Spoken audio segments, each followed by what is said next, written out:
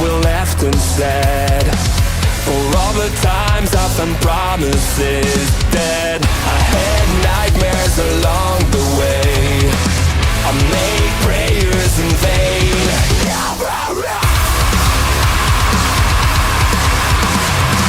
I've waited so long to catch my breath.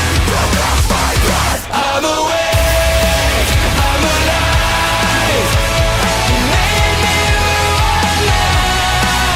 Never mind, I survived. Time after time.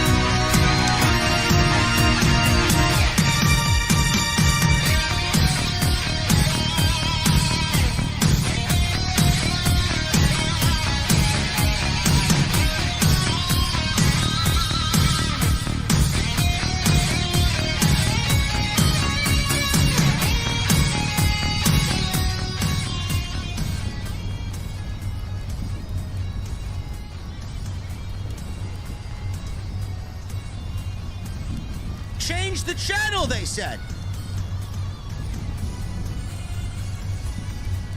Why are you such a hater, they said. Why are you so negative all the time, they said. I don't know. Maybe if WWE produced a good fucking show with some creativity, maybe I don't have to be fucking negative.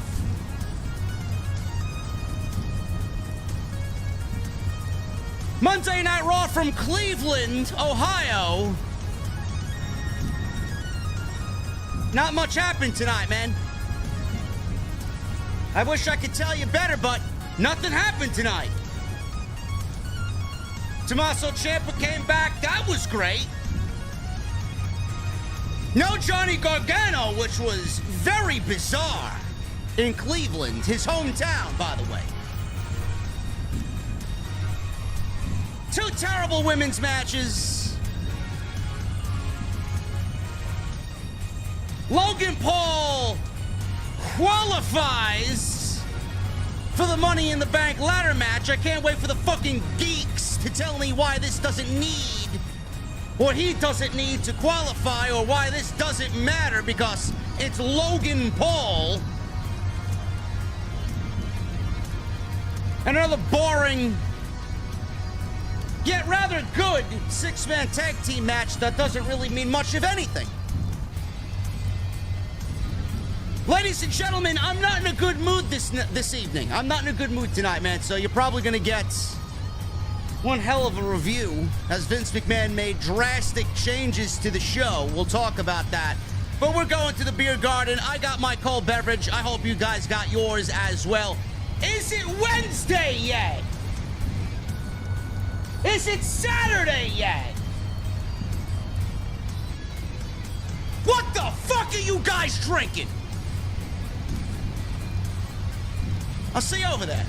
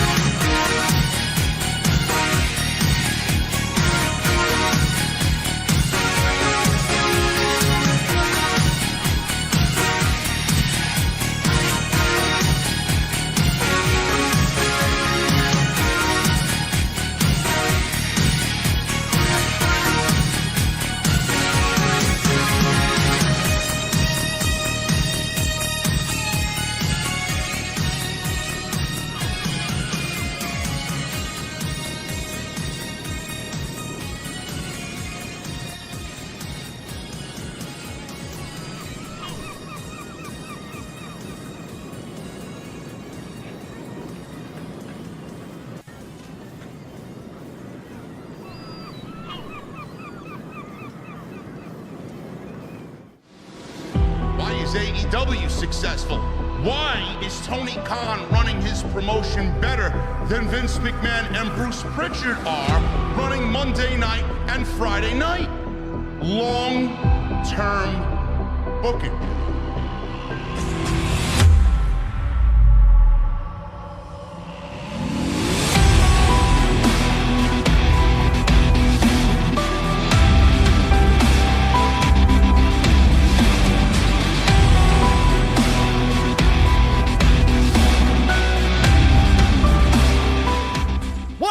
Guys, thank you so very much for joining me right here on Off the Script. This is your Monday Night Raw post show for June 19th, 2023. I am your host, JD from New York, as always, coming to you live from the OTS Beer Garden.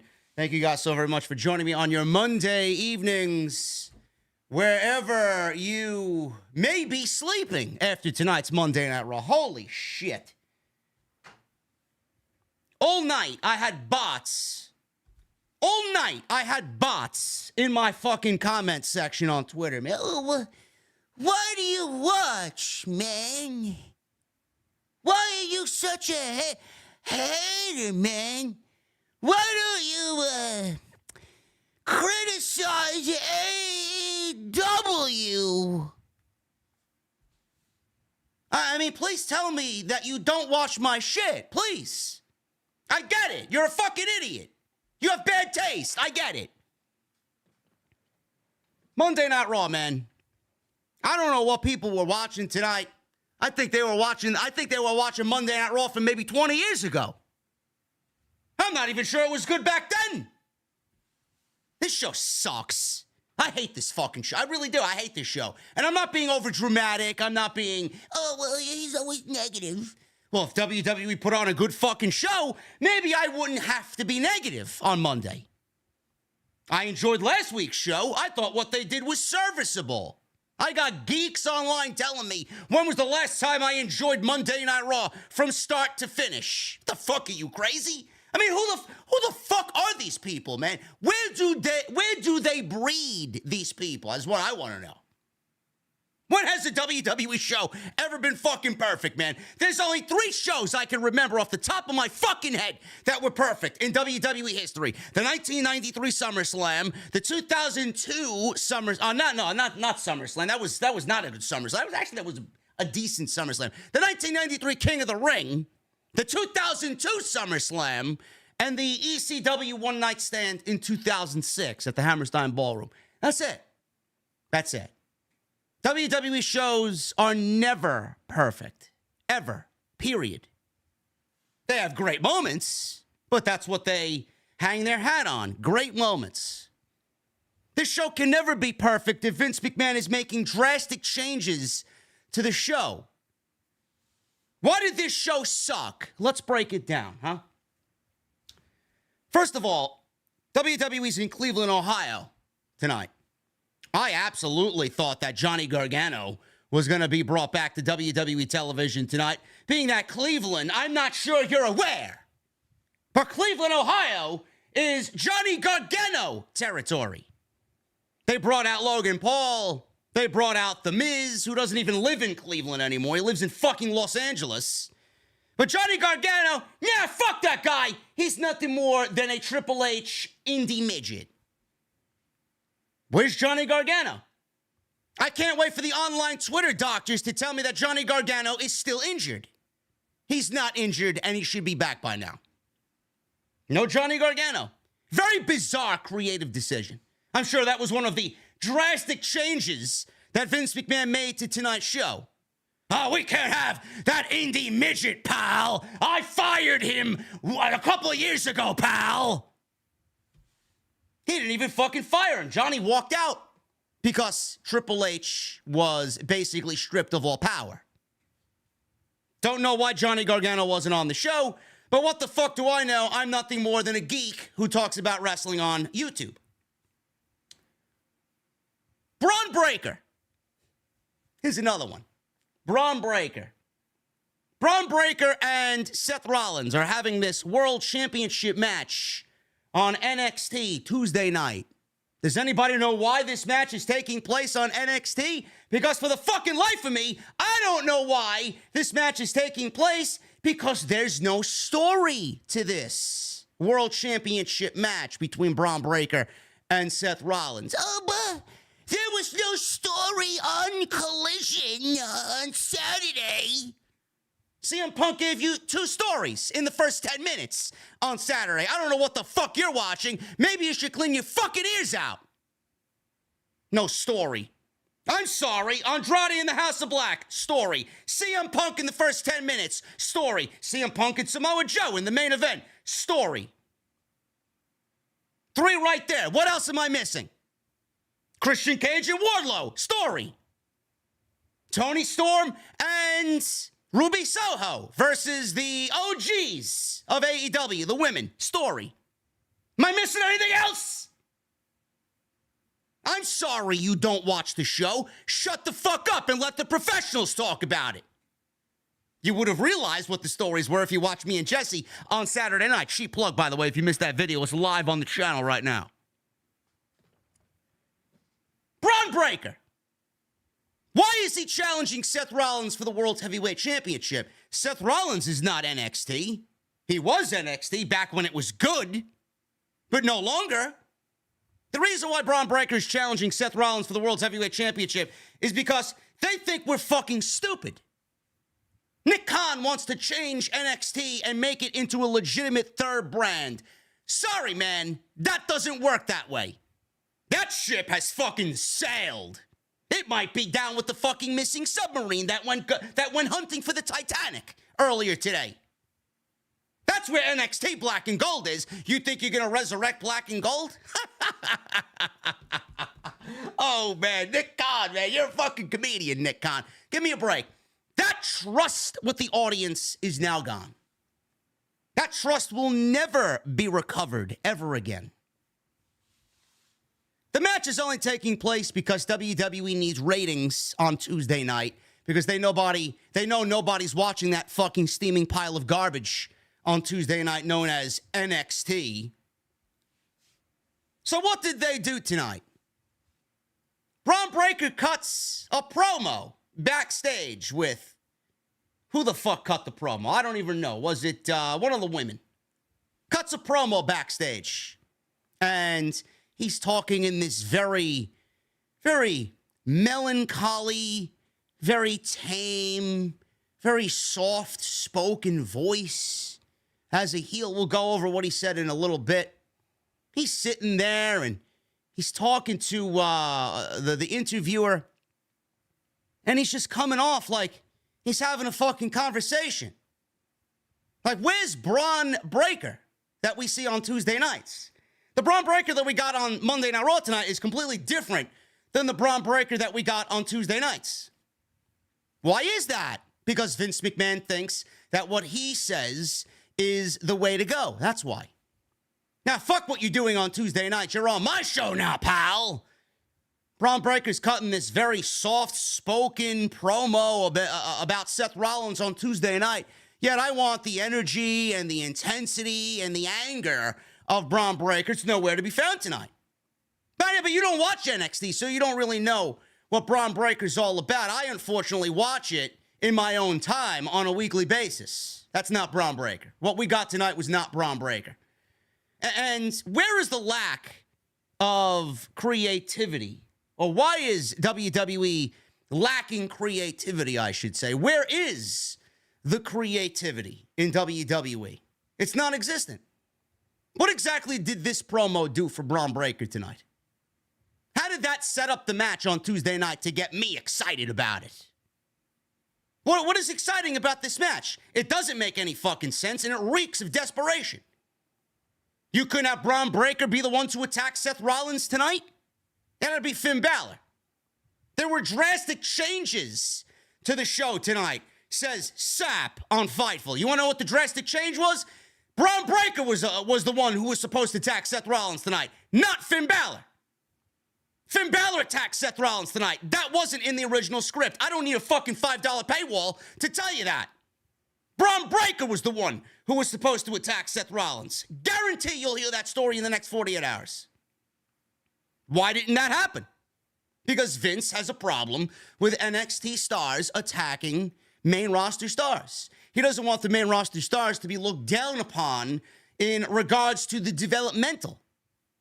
But WWE's got no fucking problem putting Mustafa Ali on Tuesday night. WWE's got no fucking problem putting Baron Corbin on Tuesday night. They got no fucking problem putting Bobby Roode and Dolph Ziggler and Dana Brooke on Tuesday night. But Bron Breakker, one of the biggest stars on that brand, a legit stud, he can't attack somebody like Seth Rollins. It doesn't come off as believable to Vince McMahon. Bullshit. Failure. Why can I sit here and tell you every reason why that should have been the opening segment, yet they changed it? Or am I wrong? Here's a spoiler for you. I'm not wrong. I'm hardly ever wrong. The only reason why you don't like what I have to say is because the truth fucking hurts. I'm sorry. Don't watch me. Go watch somebody else who's gonna sit there for an hour and fucking pretend like they enjoyed the show while they fucking bullshit you into existence. You fucking break. Why didn't Bron Breakker attack Seth Rollins tonight? So you'd rather go into that match with no story and no heat instead of doing what you should have done tonight. Sure thing. Sure thing. You know where I'll be on Tuesday night? Not watching that match because it's overly fucking predictable. Like I expect Bron Breakker to beat Seth Rollins, so Seth Rollins goes into Money in the Bank with no championship against Finn Balor, right? Fuck out of here. Ridiculous. Desperation for ratings. That's all they want. So then they can convince USA Network, hey, look, we drew an 8. Hey, look, we got close to AEW Dynamite's ratings. Give us more money to keep this shit show clown circus on Tuesday night. Am I in the ballpark? More than likely, I am. Missed opportunity there. WWE announced Logan Paul and his return tonight. We see Logan Paul on Monday Night Raw sitting atop a ladder underneath the Money in the Bank briefcases. I wonder what announcement he's going to make tonight. Wow. Oh my goodness, man. I wonder what he could be. Logan Paul announced that he will be the 7th man added to the Money in the Bank ladder match. That's great. That's great. Triple H wanted young up-and-comers. I don't think Nakamura's a young up-and-comer. I don't think LA Knight is a young up-and-comer. He's certainly an up-and-comer. Santos Escobar is not a young up-and-comer either, but he's certainly an up-and-comer. This match was supposed to groom the next main event guy in WWE. I actually liked that WWE wasn't going with any star power in the Money in the Bank ladder match. Does it really need star power? Does it? The Money in the Bank ladder matches usually deliver anyway, and you don't realize who's in there because the match is always fucking solid at the end of it. No, but Vince needed Logan Paul in the Money in the Bank ladder match. They needed star power in the Money in the Bank ladder match because I can't go with these Triple H NXT guys, pal. Everybody's NXT in that match. Legitimately, every single one of them is NXT. You don't think Triple H had a fucking reason for doing what he did for that match? You don't think Vince saw that and changed it? Drastic changes. There you go. Who knows? Logan Paul might win Money in the Bank if Triple H is out of the creative equation. If Vince McMahon has a fucking say in it, Logan Paul could win the Money in the Bank. You think Vince gives a shit about what we want? The majority of the audience wants LA Knight. That's all the reason that they need to give Logan Paul the Money in the Bank ladder match. The fans want LA Knight? Fuck them. We're going to give it to Logan Paul. And Logan Paul is going to challenge Seth Rollins at SummerSlam in a WrestleMania rematch because Vince McMahon loves doing WrestleMania rematches at SummerSlam. It's the only thing he knows how to do. That's why SummerSlam has sucked the last few years. Nothing but WrestleMania rematches. Tell me when I am telling lies. I'm not. And you can't sit there and refute anything that I say. The truth fucking hurts. Deal with it. Your show sucks. And your company, your beloved WWE, is creatively inept. A fucking bunch of idiots running this show. I could grab 5 fucking children off the street right now and they'd write a better fucking show than what was given tonight. Ridiculous.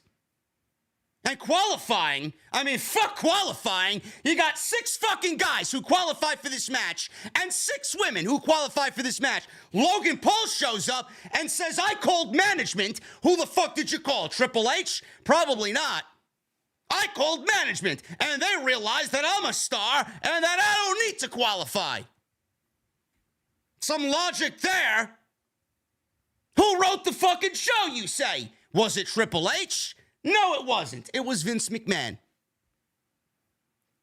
Logan Paul doesn't need to qualify. Do you want to know why? Because they don't fucking care. That's why. The Money in the Bank ladder match and the pay-per-view is already booked. Oh, Logan Paul can't wrestle. We're not paying him to wrestle on Raw. But meanwhile, you had 6 other guys qualify for the fucking ladder match. If you wanted Logan Paul to be in the ladder match, why the fuck did you give us weeks of guys qualifying to be in the match, only for Logan Paul to say, hey, bro, I picked up the phone, I'm in the match? Kind of makes everything else that you've seen before it useless. But I'm the one who's negative. I'm the one who hates WWE. I'm sorry, bro. The fucking company hates its own fans. I don't hate WWE. I hate that their creative sucks dick.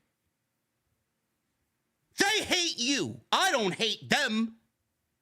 I hate the way that they run things because I can sit here and ask the questions, yet we get everything the opposite on Raw. It's my fucking job to call it out. If I didn't, who else would do it? Ridiculous. So now Logan Paul, that makes him the odds-on favorite to win the ladder match, don't you say?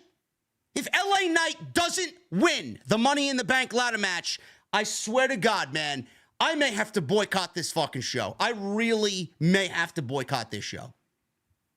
There is no conceivable way that you have LA Knight out there getting the reaction that he gets and you don't reward him for getting over on his own. The crowd loves him for whatever reason. I'm not asking why. I love it, and I love that guy. But that's a punishable offense in WWE. This is what they don't tell you. This is what you're not going to hear on Fightful. And you're not going to hear this on Busted Open Radio. And you're not going to hear this on any other show. Maybe one or two. Logical human beings who discuss this shit. But LA Knight getting over on WWE TV on his own is a punishable offense. They don't want you to know that. And neither do these geek podcasters in the community who think their shit doesn't stink. It's a punishable offense. WWE has done so in the past with LA Knight. They've tried to disguise the cheers with boos. They want you to think that he's a heel, yet the fans cheer him on a weekly basis. I'm sorry, LA Knight is getting reaction after reaction after reaction, and they get louder and louder and louder. But you want to fucking conceal that with piped-in fake crowd noise to pretend and make me think that the fans don't like him and that he's a heel because it doesn't fit your narrative and it doesn't fit your creative vision for him. Fuck that. Whatever happened to the customer is right. Does that not apply in WWE? Does that not go? Does that not fly with WWE management? They hate you. They don't want to give you what you want. It's only on a rare occasion do they give you what you want. When they are forced to do it because you make enough noise, or if there's really no other creative decision but the right decision, that's when they'll give it to you. Other than that, they don't give a fuck what you have to say or what you want. They're going to go with what they think is best. Mommy knows best. Papa knows best. Fuck off. A 78-year-old senile, demented fuck doesn't know shit. There are people in this community that book this show better than the people running the actual program. They don't want to admit that. They're getting paid to write for one guy. They're getting paid to write for Vince McMahon. They don't give a shit about us. No, but I gotta hear, oh, you're a Vince McMahon fucking geek. Everybody thinks you got Vince McMahon on the mind. Who do you think's running the fucking show? Look at this show tonight. 50% of it was Triple H. 50% of it was Vince McMahon. I don't know what to tell you. Look at SmackDown. Look at SmackDown. This man's influence is bleeding over to SmackDown on Friday night. Every fucking match was a 2-minute match. I think the longest match we got was 9 minutes. Every other match, 2 minutes, 3 minutes, 2 minutes, 2 minutes, 2 minutes. Triple H books 2-minute matches?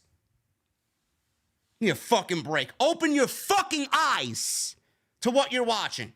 Triple H doesn't book 2-minute matches. If he does, he's forced to. It's all Vince McMahon. Every single fucking thing is Vince McMahon. 50% of this show was Vince. 50% of it was Triple H. Maybe that. Maybe 35 if we're really speaking truthfully here. And you can see what Triple H's say in creative was. One of them was Tommaso Ciampa coming back with his old NXT black and gold theme music. That was a Triple H decision. Certainly. Fucking show sucks. Company sucks. Everything after WrestleMania has been a downward fucking slope. Everything but the bloodline. Everything but the bloodline. They managed to fuck up Kevin Owens and Sami Zayn. They managed to fuck up I was going to say Seth Rollins, but not really. Seth Rollins is actually one of the better things on the show. His gimmick and his shtick is getting a little fucking annoying. They managed to fuck up Cody Rhodes beyond repair. I mean, Cody is on TV, and I feel nothing when Cody's on TV. Nothing. All I look at now is a manufactured fucking android babyface that Vince McMahon is modeling in his own image. That's all I see. I see nothing about the Cody, or I see nothing of the Cody that I once loved. Nothing. WWE has turned Cody Rhodes into a corporate fucking android. That's what they've turned him into. So much so that I may have to go back on what I say. It's either Jay, Jimmy, or Solo beating Roman. Fuck Cody Rhodes. We're more invested in the bloodline than we are Cody Rhodes. Yet you want me to believe when the time is right, Cody Rhodes is the guy to beat Roman Reigns. He's not the guy now. He was the guy then. He's not the guy now, and he won't be the guy come WrestleMania. Mark my words. Mark my words. What are you going to do? You're going to give him the Royal Rumble at what? Number 1, and it's going to be forced even more so in January? Sure thing. Sure thing. I asked for adversity. I didn't ask for Brock Lesnar for the next 4 fucking months. Jesus fucking Christ. Gunther is another one. Great. Maybe part of my fucking problem was Gunther was not on the show. It dipped in quality because he wasn't on the fucking show wrestling. We're going to go over this shit show tonight, man. I'm sorry, man. I'm sorry. You guys are out of your fucking mind if you thought this show was good. Uninspired, uncreative, boring, lazy. Let's just get through it for 3 hours and get to the next town. We're 1 week away from Money in the Bank. That's all this was.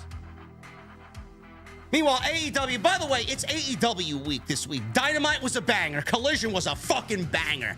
Dynamite on Wednesday is going to be a fucking banger. And then we got Collision again on Saturday, and then we got Forbidden Door on Sunday. It's AEW week. This shit sucks. Get excited about real wrestling, not some 2-minute bullshit that you expect to fucking feel investment in. WWE hates professional wrestling. You love professional wrestling? Watch Sunday night when Bryan and Okada go 30 minutes. Garbage.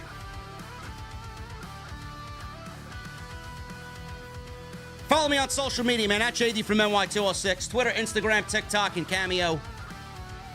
Make sure you hit that subscribe button down below. Turn on the bell for all notifications. If you missed all the content over the weekend, man, there is plenty of it. Saturday afternoon, we were live for the SmackDown post. Thank you for all the support on that. That's nearing 30,000 views. We were live on Saturday night for AEW Collision and the debut show. That one's nearing 40,000 views. Thank you. And anything else that you guys might have missed on the channel, everything you need is on the homepage. Tomorrow night, my guy Andrew Baydala and I will be live with episode 2 of Tuesday Night Titans. The new show on Tuesday night. You want wrestling talk? We're going to give it to you. Join us on Tuesday night, 8:30 p.m. Should be a banger. Like I said, follow me on social media at JDfromNY206, Twitter, Instagram, TikTok, Cameo. Hit that thumbs up. We got 553 likes. There's no way we should be under 1,000. After that opening monologue, I should have 1,000 minimum. Hit that subscribe button down below. Turn on the bell for notifications. Make sure you guys go and get those super chats in as well. We'll hang out at the end of the show, as always, with our cold beverages. Never an obligation. Always a suggestion if you guys want to. Memberships are open. Get them on in. We'll hang out, as always, with the super chats and welcome the new members at the end of the show. Become a VIP right here on Off the Script. Hit that join button down below and become a channel member. Tonight's show is sponsored by my great friends over at Z-Biotics. Z-Biotics, the maker of the world's first genetically engineered probiotic. Your first drink of the night for a better tomorrow. Z-Biotics is engineered by a team of PhD microbiologists and is a probiotic drink that breaks down the byproduct of alcohol, which is responsible for rough mornings after drinking. Z-Biotics link will be down in the description if you guys want to check them out. And also pinned down in the comments section at the very top, man. Z-Biotics, go check them out as they are sponsoring tonight's show right here on OTS. Monday Night Raw. We start at the top. Raw open with Seth Rollins in his ring entrance. And as the fans were singing Rollins' theme, Finn Balor attacked him from behind. Balor threw Seth into the ring post, stomped away at him, beat the shit out of him. Officials and referees separated them. Balor then leapt off the steps with a coup de grace on the champion. And then they cut to a commercial break within 5 minutes of the show. They replayed the Balor attack when they came back from commercials. The announcers wondered what Balor's motivation was. Well, Rollins wanted the Balor that he wrestled 7 years ago, so here you go. This is the Balor that you wanted from 7 years ago. Deal with it. So the announcers wondered what Balor's motivation was. And Breakker, they mentioned Breakker has Rollins on Tuesday night. They went backstage where trainers were checking on Seth. Balor attacked him again and threw him into a production crate. Now, I don't think this match needed any more heat. I don't. I think we got the gist of it last week on WWE television when they had a back and forth where the crowd would not shut the fuck up singing Rollins' theme. I don't know why this needed a premeditated attack. Like, you had another week of WWE television to get this point across. They could have easily did this next week. I mean, there's not much more to sell. Why couldn't this wait till next week? I don't get it. WWE, Vince McMahon changed Raw. Drastic changes. And WWE was forced to give this segment this week because Vince said so, instead of doing it logically next week. This segment should have been Bron Breakker's segment. This segment should have been Breakker spearing Rollins in the middle of that ring during his fucking theme music. This segment should have been Bron Breakker beating the shit out of Seth Rollins before their match on NXT Tuesday night. Now, what you did was jeopardize Breakker and Rollins on Tuesday night. Should be a decent match, but it's a decent match with no heat and no story. Instead of giving us Balor, which you could have did next week. Tell me when I'm telling lies. Garbage. Was it a hot open? Sure. It was a hot open with the wrong man. All of a sudden, we got The Miz standing in the ring after all this nonsense happening with Balor and Rollins. He had a microphone, and he complained that Seth wasn't able to go through with the open challenge, which, by the way, was canceled tonight. It's another drastic change Vince McMahon made. He canceled the open challenge. He said he planned to beat him and become champion. He said he was going to give the people of Cleveland a chance to see one of them be a champion. He said he was going to issue an open challenge instead for himself so he can show everyone what a winner looks like amongst a crowd of losers. Tommaso Ciampa came out making his return to Raw, and they did finish up the story with Miz and Ciampa as of 9 months ago. If you guys remember Tommaso Ciampa on WWE TV, he was the quote-unquote lackey of The Miz on Monday Night Raw. A former NXT World Champion, one of the greatest heels in the history of this company, and the greatest NXT champion of all time, is a lackey for the fucking Miz. I can't wait for the people to tell me that's not a bad spot and all the Miz fanatics that come out cursing me tomorrow. Ciampa should not be a Miz lackey ever, ever, ever on any fucking planet. I don't give a fuck how many Grand Slam championships the Miz won. Ciampa is greater than the Miz, then, now, and forever. Give me a fucking break. The Miz wishes he could do what Ciampa does. He doesn't need to, but don't sit there and tell me that Ciampa needed to be with the Miz and the Miz was somehow a beacon of fucking light for Tommaso Ciampa on the main roster. Nobody gave a shit, nobody remembers, and nothing happened. Nothing good came out of it. He got a great reaction. He came out with his original NXT theme. His original theme was Booze with no theme music, but the first inkling of a theme music that they gave him, that's what he came out tonight with. I love it. I love it. Great. Triple H decision right then and there.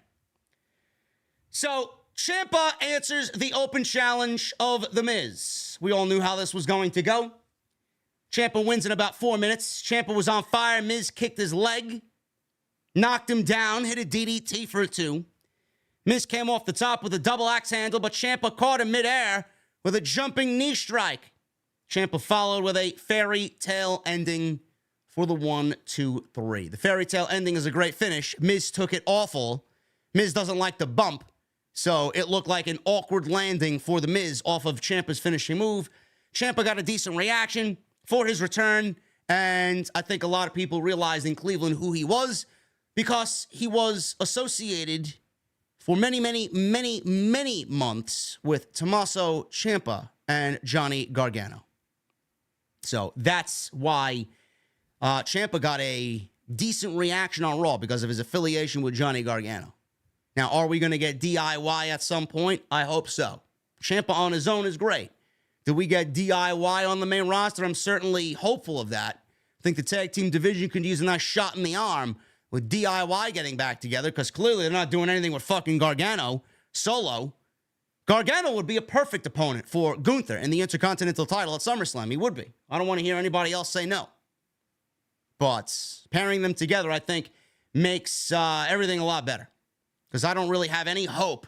If Vince McMahon's 50% booking this show, I don't have any fucking hope for Tommaso Ciampa and Johnny Gargano individually on Monday Night Raw. I enjoyed this. I'm glad he got his theme music back. I fucking love this guy. I've been a fan of Ciampa forever. And with his NXT run, something that will never be duplicated, man. Something that will live in the annals of WWE history as one of the greatest heel runs that this company has ever seen, with some of the most magnificent storytelling that the company has ever embarked on, with some of the greatest matches that this company will ever produce. And I'm not saying that because I love NXT. I'm not saying that because I love Ciampa and I'm partial to Ciampa and I love Gargano and I'm partial to Johnny Gargano.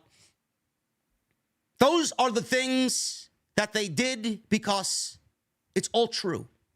Just go back and watch their body of work. I don't need to fucking sit here and tell you. And if you don't think so, you clearly didn't watch NXT.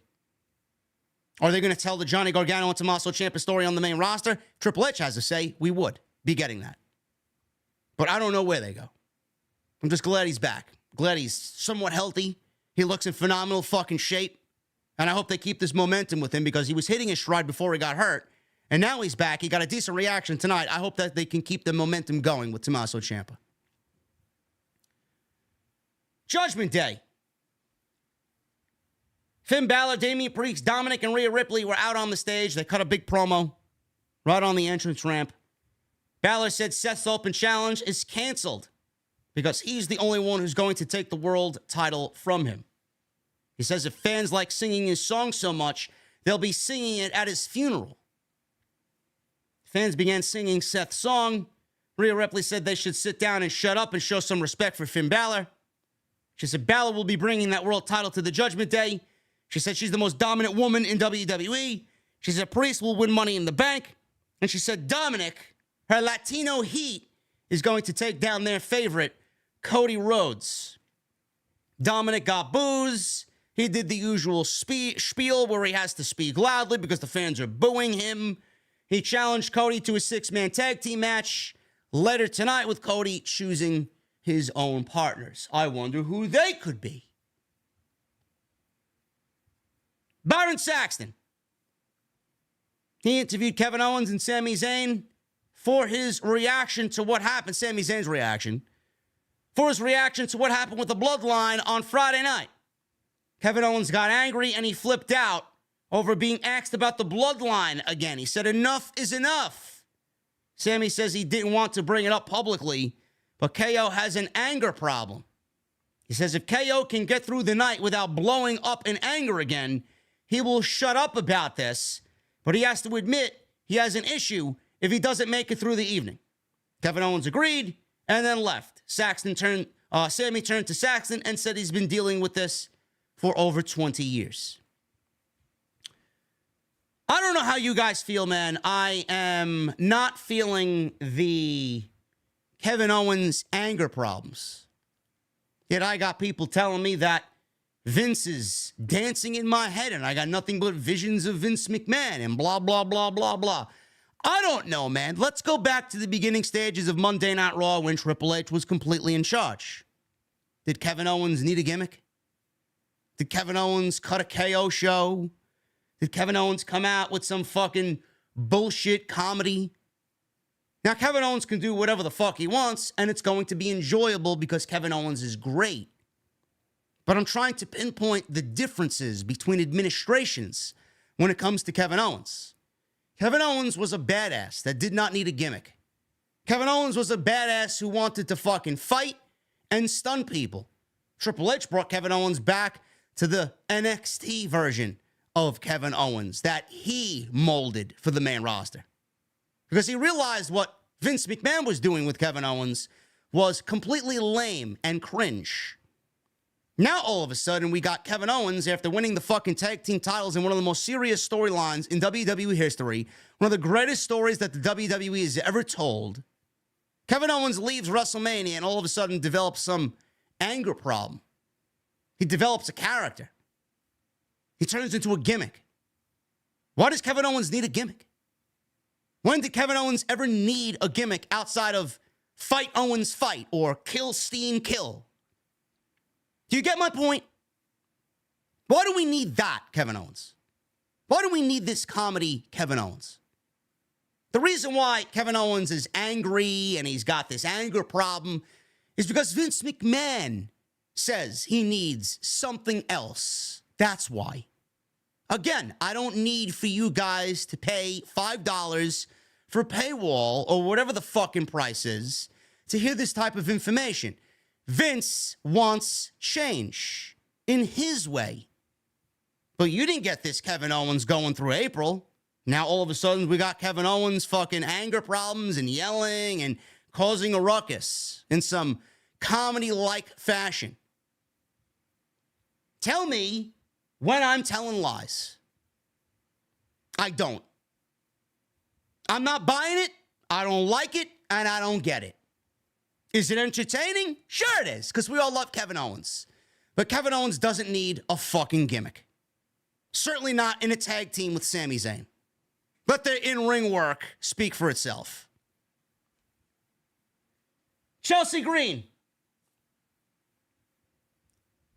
They did this TikTok video skit with Chelsea Green acting very Karen-like. She threw a coffee at somebody waiting in traffic.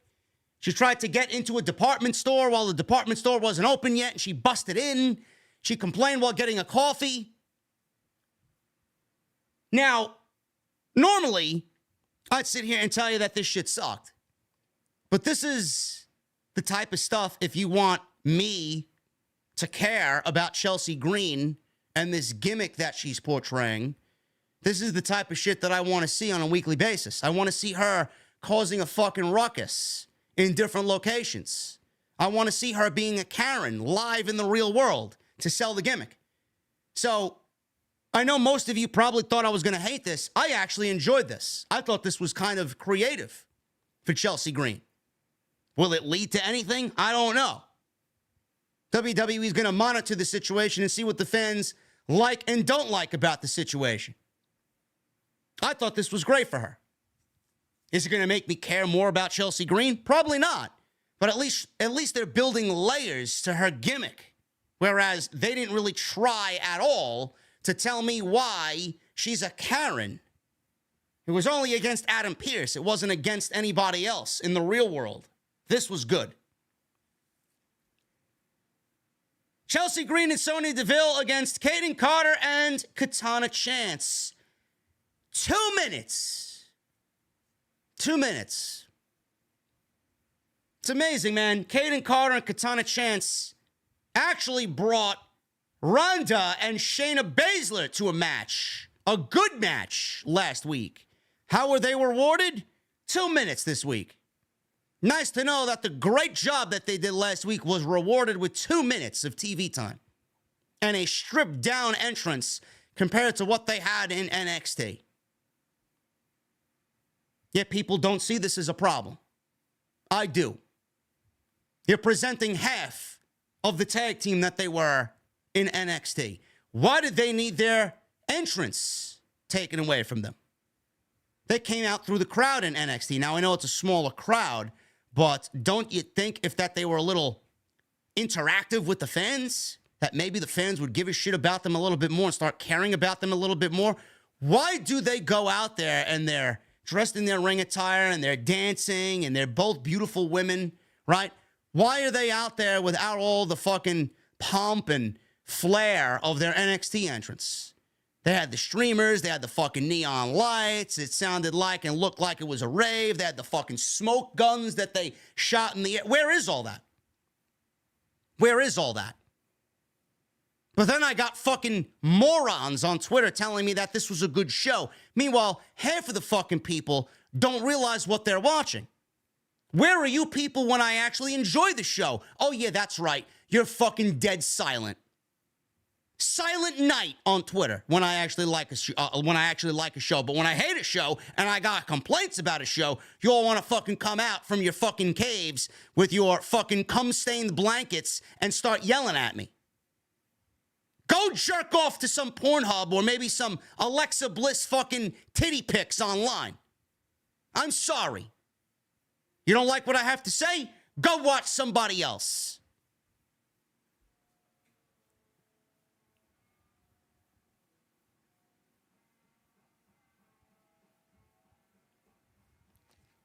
Alexa, stop! Alexa, stop!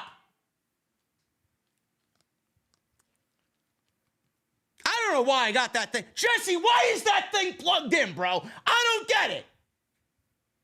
Who asked for that device to be plugged in, bro? I would like to know. What the fuck were they playing, man? That doesn't sound like my type of music. What? You were listening to country while you were cooking tacos earlier. Oh, you were listening to Elton John. I forgot this guy's an Elton John fan. This fucking guy, man. Seriously. I don't even know why I come here. I don't know why you come here either, motherfucker. I'm going to have to dump you on Wednesday and now on Saturday. This fucking guy. I don't even know why. Yeah, keep mumbling under your breath, motherfucker. I hear you. This fucking guy. There you go. The reason why it's called Off the Script, man. You never know what's going to happen. Carter and Chance win in 2 minutes after their after-party double team finish, which did not look good tonight. But I still love them.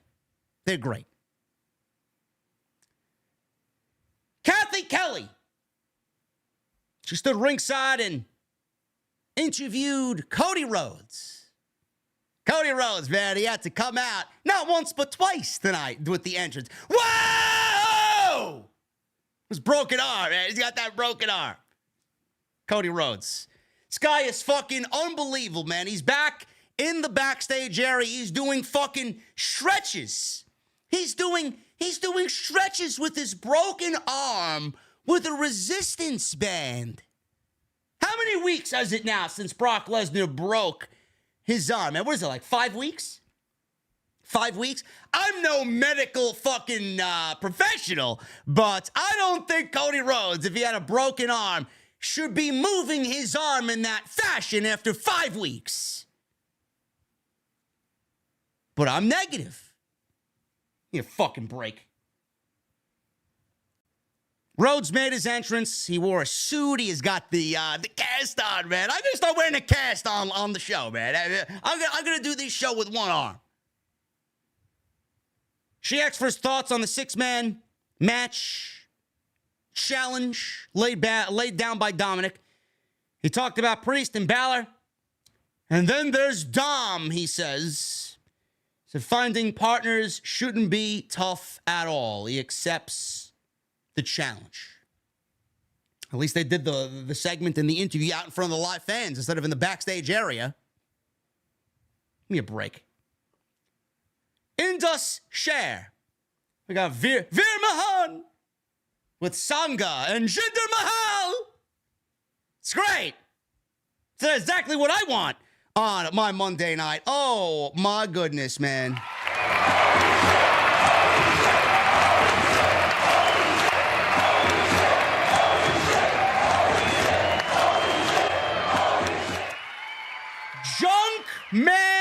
Junk with a $100 super chat. This fucking guy says not a single word, doesn't leave a message, and he just leaves a bomb. It's unbelievable, man. Junk. Thank you for stopping by, brother. You are anything but junk. Love it. Got the best fucking fans in the community, man. Thank you so much, brother. Indus Sher. They had a rematch with Shelton Benjamin and Cedric Alexander.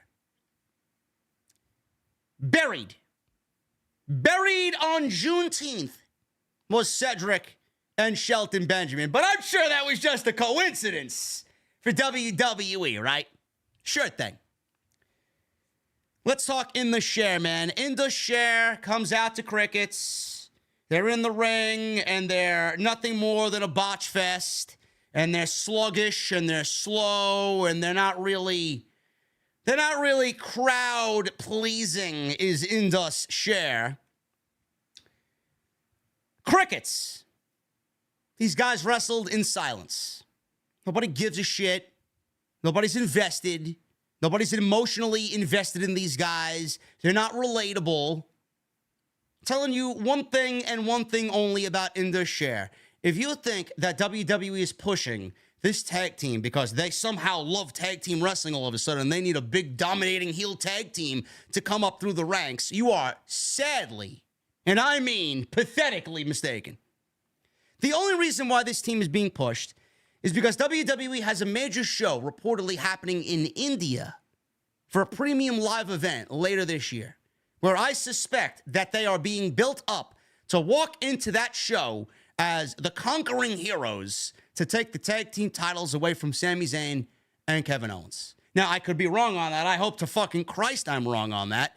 But if you think that Vince McMahon is pushing these two guys because somehow he loves tag team wrestling and he needs another dominating big man tag team in WWE, that ain't the case. These guys have absolutely zero upside. Making these two guys the tag team champions at any given time is going to be just as bad as Jinder Mahal becoming the WWE champion in 2017 for this tag team division in 2023. Tell me when I'm telling lies. You can't. Giving these guys the tag team titles would destroy the tag team division. What are we getting? 2-minute matches? That's exactly what I signed up for, right? 2-minute matches? Meanwhile, Sami Zayn and Kevin Owens are probably the tag team of the year. They've wrestled their fucking ass off. They were a part of the greatest story in WWE history, and you want to build them up, these guys, Indus Sher, to take the towels off them? That would kill your tag team division. I don't give a fuck about Indus Sher at all. And neither do you. And if you do, you're lying. A waste of my time. Yet we got two guys in Shelton Benjamin and Cedric Alexander that have been toyed with so many times. Where's the Hurt Business? Why isn't the Hurt Business back together? Vince doesn't want the Hurt Business. Vince wants to hurt the former Hurt Business members. Bobby Lashley's on Monday Night Raw. Shelton Benjamin and Cedric Alexander are wasting away on SmackDown, rather. They're wasting away on Monday Night Raw while Bobby Lashley's on Friday night. Not being used a single time on Friday night since the draft. Yet it was too much. It was too much creatively for WWE to get the Hurt Business back together on WWE TV. Like, we don't have fucking how many other fucking factions on this show? That one was a problem, right? That one caused a major problem creatively. So instead of having three guys who could feed off each other and become something together on TV, you want Bobby Lashley, who's not doing anything right now, you want Bobby Lashley as the lone star and these guys to be fucking absolute waste of paychecks. I don't get it. I don't get it. Indus Sher sucks. You will never get me to like anything Jinder Mahal does. He's a fucking cancer, and so are these two guys. Typical big man tag team with absolutely zero upside. They are one of the most one-dimensional tag teams recently to come through the system. Zero upside. What happens when they win the titles? Nowhere but down. Once these guys are beaten, that's it for them. Done. Backstage, Sami and KO were shown talking. KO collided with a guy who was holding a cup of water. And Sami said KO hates getting wet. KO tried to calm his anger. Said it's all good. Says he doesn't have an anger problem. He's just an idiot, this guy. He has an idiot problem. So the guy didn't do anything on purpose. Matt Riddle walked up and started talking about watching Honey, I Shrunk the Kids and Little Giants. I haven't watched those movies in fucking God knows how long, man. What the fuck was he doing for Father's Day? KO snapped at him, but then calmed down and wished him luck in his match against Ludwig Kaiser. Sami reacted like he was counting down KO having a meltdown. Riddle then patted KO on the chest, and KO said, don't touch me, bro.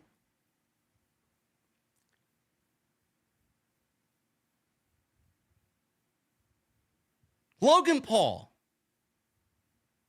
I'm surprised JD knew about Juneteenth. I got you on the good potato salad at the cookout. Why wouldn't I know about Juneteenth, bro? Why wouldn't I know about that? Everybody that I know professionally that works in the city was off. Of course I know about Juneteenth. Come on now. Am I that out of it? Ladies and gentlemen. Logan Paul. He was sitting on top of a ladder, middle of the ring. Got a dark spotlight on him. He said, it's great to be back in Ohio. He said there are young kids aspiring to be as successful as him. So the best people in the world come from Cleveland. He mentioned LeBron James. Mixed reaction. Jerry Lawler, he got cheered. And then he mentioned himself, which got a mixed reaction. Mostly boos, but a mixed reaction. He says when he thinks back at his life in Cleveland, he thinks about moments that made him great. He said the moment that made him great was when he left. He said he went to Hollywood while they got to freeze their asses off in the winter. He said it smells like industrial steel outside and the Browns still suck. I'm the best you people have. I'm the best you people have in the IWC. Tell me when I'm telling lies. You can't. Logan acknowledged his brother lost his last boxing match. He lost to Seth Rollins at WrestleMania, and The Miz lost his last match. Says he's going to put respect back on the city of Cleveland. Said he called the WWE executives and got a special invitation. He says he will be competing in the Money in the Bank ladder match, and he will win the contract and cash it in on whatever title he wants, whenever he wants. He said he'll have them back in Cleveland, and they will celebrate when he is the Money in the Bank briefcase winner. Now, I don't know how you guys watch this and then don't ask the question of why. So we have 6 guys. We got Ricochet, Santos Escobar, Butch, Damian Priest, LA Knight, and Shinsuke Nakamura, who all qualified for Money in the Bank ladder matches in the last few weeks.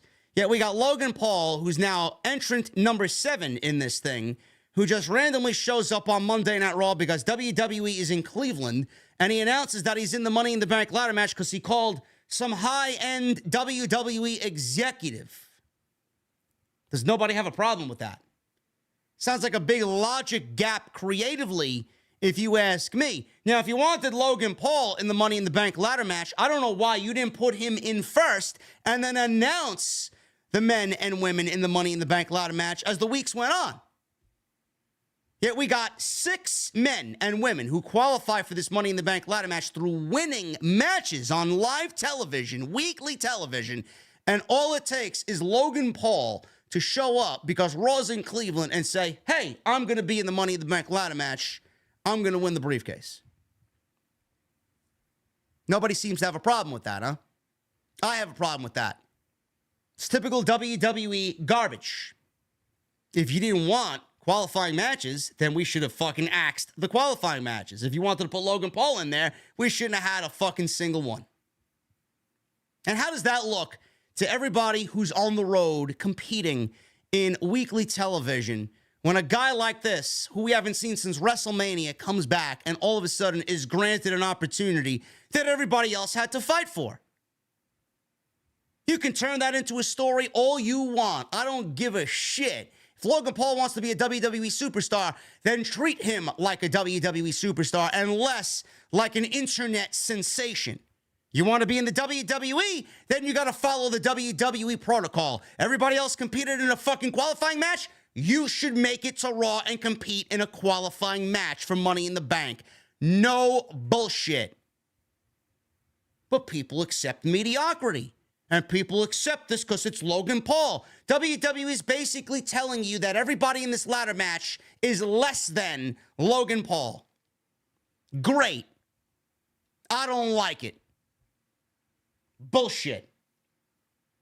Ricochet walked out. Graves noted Ricochet is already qualified. Thank you, Graves. I didn't need to be reminded. Ricochet said he made Logan Paul go viral at the Royal Rumble. He says he doesn't, and they'll make him go viral again at Money in the Bank. That's why he's in there. Says he doesn't care how he got in the match because it doesn't change the fact that he will walk out of London as Mr. Money in the Bank. Sure thing, Ricochet. It's great to dream big. Shinsuke Nakamura came out. Nakamura asked Ricochet if he seriously said he doesn't care. He says he does care. He says he will be in Money in the Bank, and he will be Mr. Money in the Bank. Great. Sure thing, Nakamura. Sure thing. I wonder what type of surfing goes on in London. LA Knight. Huge reaction for LA Knight. LA Knight, by the way, I'm not sure if you guys are aware, is a SmackDown superstar. What is he doing on Raw? Fuck do I know?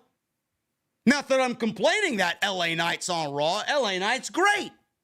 But I would love an explanation as to why a SmackDown guy is on Monday Night Raw when he's on fucking Friday night exclusively. Big logic gap there, huh? But we're supposed to take the WWE draft seriously. Meanwhile, LA Knight on SmackDown's on Monday Night Raw with zero fucking explanation. Oh, but it's Money in the Bank. Yes, Monday Night Raw has its own competitors in the Money in the Bank. Give me a fucking break. LA Knight's out there. Let me talk to you. He took a dig at Nakamura and Ricochet and then made fun of Logan Paul, saying that he made his name off of making videos for 14-year-old girls. He told the Money in the Bank competitors that briefcase has his name on it. LA Knight. Big reaction. Santos Escobar made his way out there. He's a SmackDown guy, too. What the fuck is he doing on Monday Night Raw? Fuck do I know? Escobar said those are empty promises and lies. He welcomed Logan to the party. He said at the end of the day, he'll be standing tall as the Money in the Bank winner, representing the LWO. Butch comes out. Another SmackDown guy. What the fuck is he doing on Raw? Fuck do I know? He didn't say anything. Let me at him! Let me at him, Scoob! Reggie? This was a Vince McMahon segment, if I ever seen one. Garbage. Logan Paul's out there. He's cutting a promo. Out comes Ricochet. Theme music goes off. Nakamura comes out. Theme music goes off. LA Knight comes out. Theme music goes off. Santos Escobar comes out. Theme music goes off. Butch comes out there. Then they all brawl. Wow. I wonder how long it took you guys to come up with that segment in creative. Yet I got geeks telling me that Vince has nothing to do with this show. Yet this was a Vince McMahon fucking special. 101. Grade A. Garbage. SmackDown guys on Raw. Logan Paul announcing he's in Money in the Bank without a qualifying match after we got 6 fucking qualifying matches. Yet I'm the negative one. I'm sorry. You're watching garbage.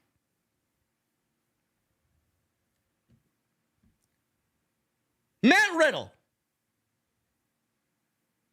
He went one-on-one with Ludwig Kaiser. 9 minutes. Wow, we actually got something that didn't go 2 minutes. Matt Riddle won. Probably the second best match on the entire show. If I could say that. Matches on Raw. Fuck out of here. Who watches Raw for the wrestling? Kaiser made his way to the ring with Gunther. He did not wrestle, which is a sad night when Gunther doesn't wrestle. Riddle was all over Kaiser, but he distracted himself by yelling at Gunther, so Kaiser tripped him up, suplexed him off the apron. Riddle started fighting back with a fisherman suplex, some kicks, a running forearm, exploder suplex, a dive, a fisherman buster. He goes for cover, gets a 2 count. Riddle tried something off the middle rope. I don't know what the fuck he was going for, but Kaiser caught him with a rolling fireman's carry. Looked great. Kaiser tried a back elbow to the middle or off the middle turnbuckle, but Riddle countered into a German suplex. Riddle followed with a bro Derek for the 1, 2, 3. Decent match. After the match was over, Gunther tried a cheap shot, but Riddle ducked it, fought back. They got the better of him, and Gunther repeatedly stomped his leg as Kaiser held him down. So it looks like they are building Matt Riddle versus Gunther for the Intercontinental Championship. Maybe at Money in the Bank, maybe not. I don't know. But Matt Riddle's the next in line to lose to Gunther for the Intercontinental Championship. Medical staff started helping Riddle to the back. Imperium then in the back approached Owens and Zayn. Kaiser was there and he addressed KO. Sammy said KO was in the gray zone, and Kaiser got in KO's face. KO said nobody called them and nobody wants to see them. Kaiser said he wanted to know, or wanted them to know, if they're not careful, what happened to Riddle will happen to them. KO ranted about how Kaiser is long-winded when he speaks. Sammy showed KO a message on his phone and convinced him that they had bigger business to take care of.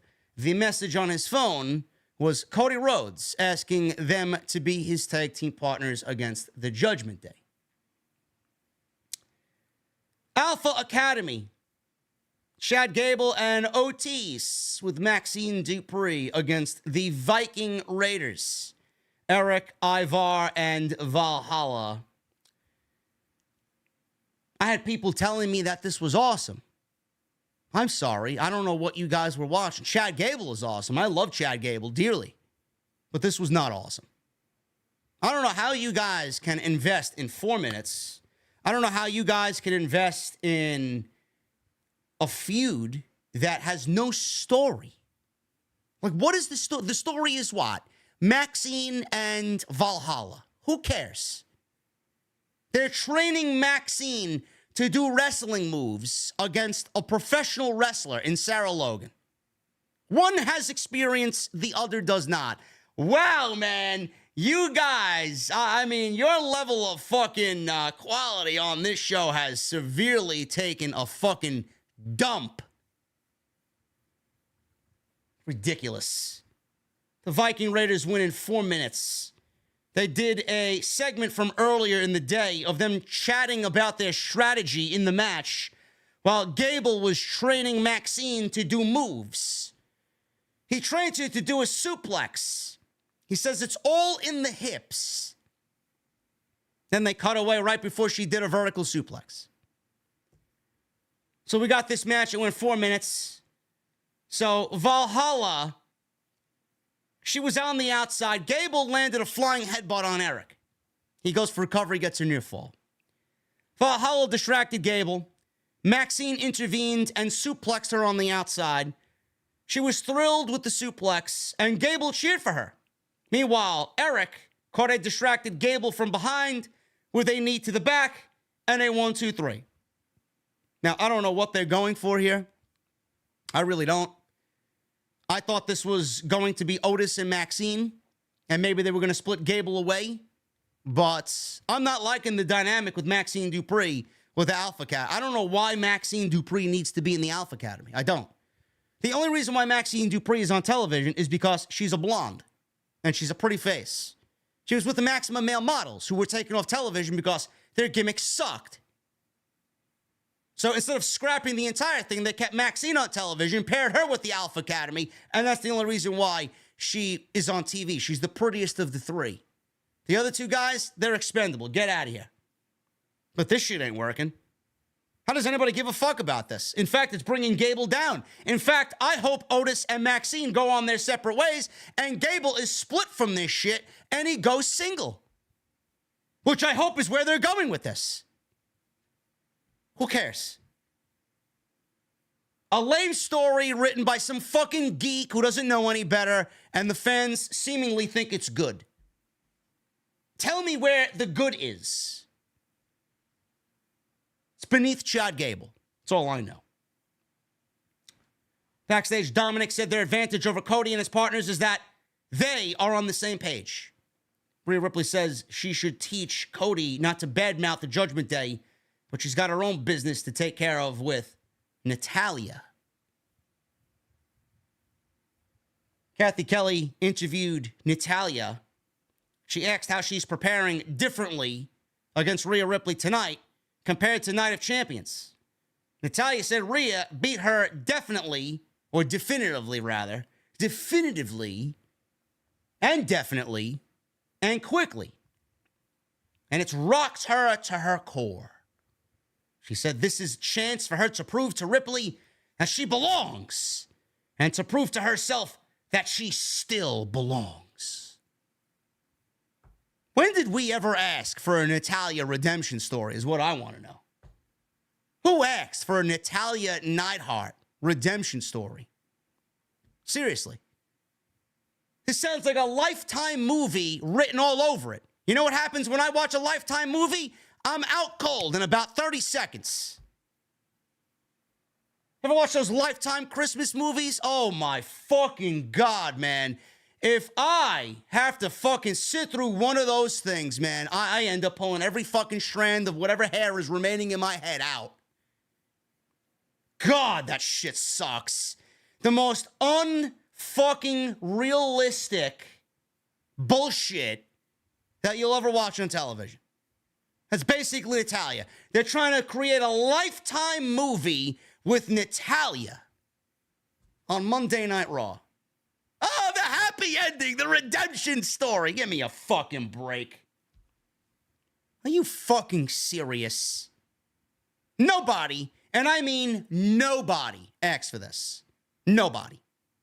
Just like how people ask for Dana Brooke on TV. Nobody. Nobody asked for either one of these things. Natalya made her entrance. She gives her sunglasses to some poor fucking geek in the front row. Ripley attacked Natalya from behind as she stood on the ring apron. Ripley beat Natalya up at ringside. Officials ran in to check on Natalya, and after the riptide, Ripley walked out as this match never even took place. If you are curious about where this is going with Natalya, you're lying. Natalya got nattied. Oh, man. This whole fucking show was nattied. An absolute waste of my time. Yet they can't find room for Johnny Gargano on this show. That's what's confusing to me. We had to sit through a Natalya interview or a backstage promo. We had to sit through this. Meanwhile, Johnny Gargano, who legitimately lives in Cleveland, couldn't make the fucking show. Somebody please make it make sense. Somebody please make it make sense. Kathy Kelly interviewed Raquel Rodriguez Gonzalez. She said what Ripley just did to Natalya is not acceptable. I will stand for this no longer.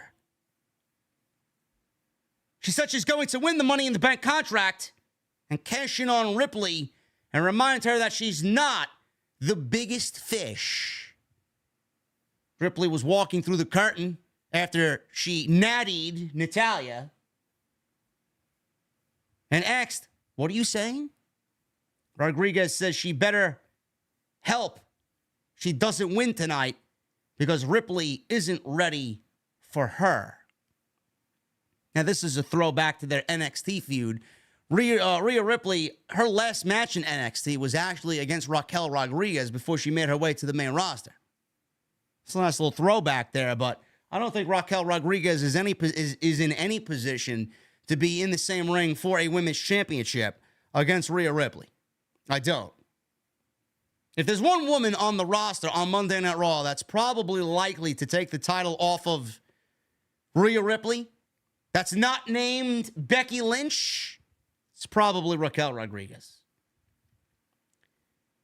Akira Tozawa, yes, Akira Tozawa, approached Cody Rhodes in the back and said if he's looking for a partner, "I'm your man," he says.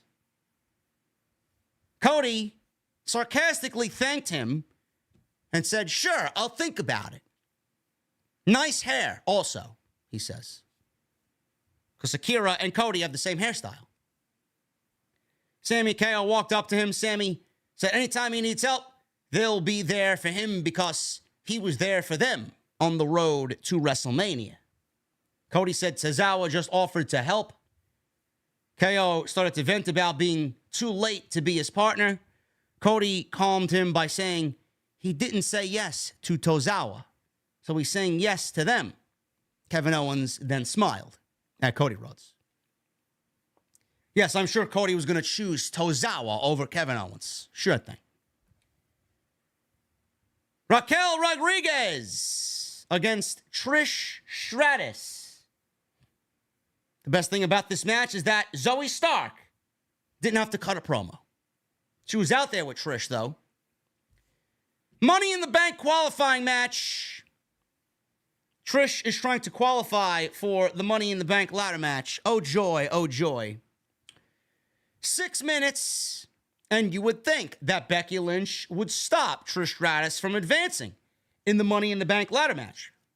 That she'd come out and maybe beat up Zoe and then get involved and help Raquel win so that she didn't have to deal with both Trish and and Zoe in the main Money in the Bank women's ladder match, right? Sure. You would think that. You would think creatively that would make sense, right? No, that's not what happened. That's not what happened at all.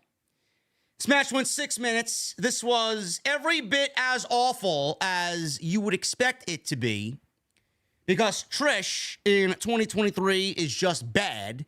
Raquel, working with Trish, who's bad, had a bad match because Trish is bad.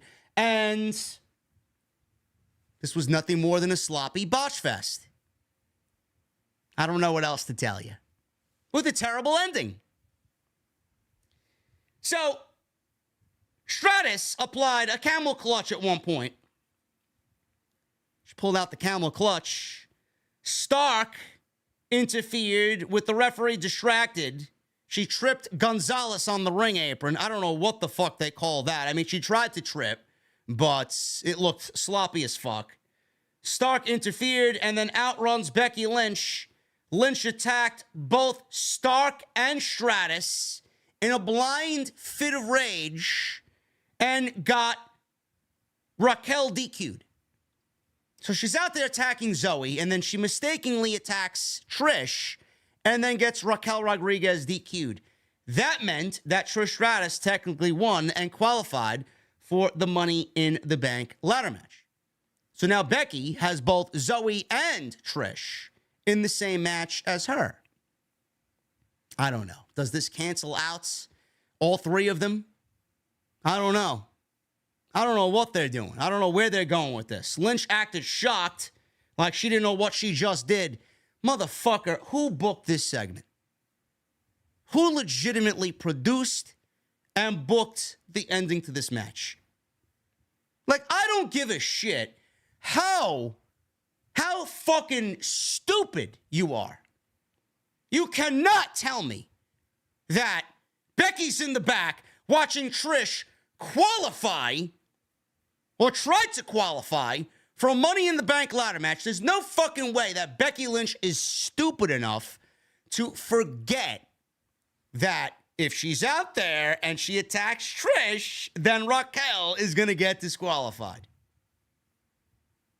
This ending was fucking the definition of stupidity. I don't understand what we did here. So Becky Lynch can go back to her cave and contemplate my precious, my Money in the Bank precious little hobbitses.